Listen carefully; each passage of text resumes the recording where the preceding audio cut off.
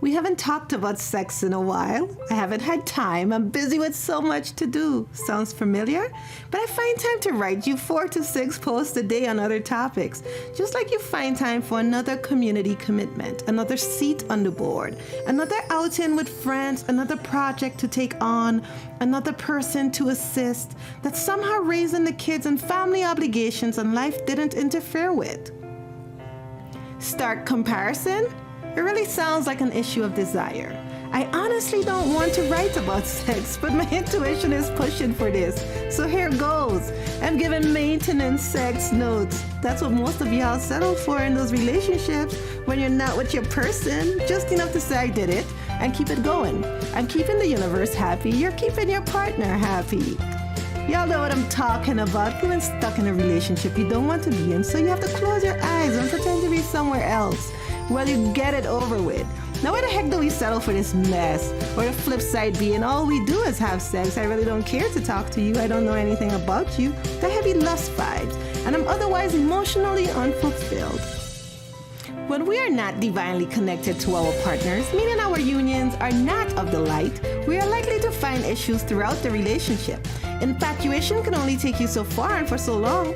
Your relationships will plateau in all areas, including your sex life. That's how you get stuck with that maintenance sex, and now you're looking for all sorts of magic tricks to help you out. Friends, the goal is to find your person. That's how you get the balanced sex life you desire. A person whose sex drive matches yours. Now here's a trick. Just because you don't want to have sex with this person doesn't mean your sex drive is low.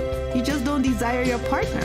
I'm missing a mark here? You don't desire your partner because of X? They need to do more, right? No, desire is internal to you. It's what your heart craves.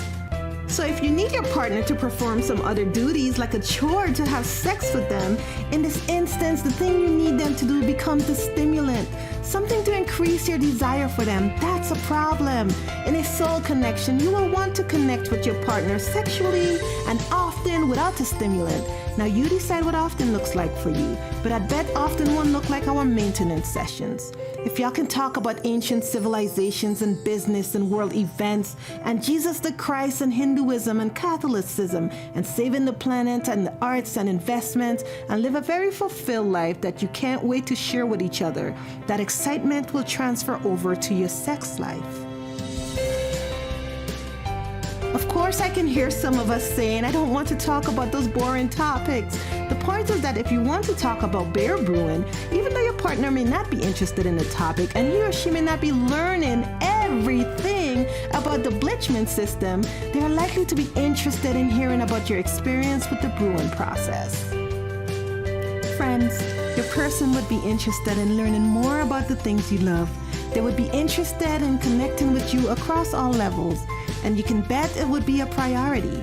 You and your sex life would be a priority, exploring the mind, body, and soul. Pay attention to the energy between you and others.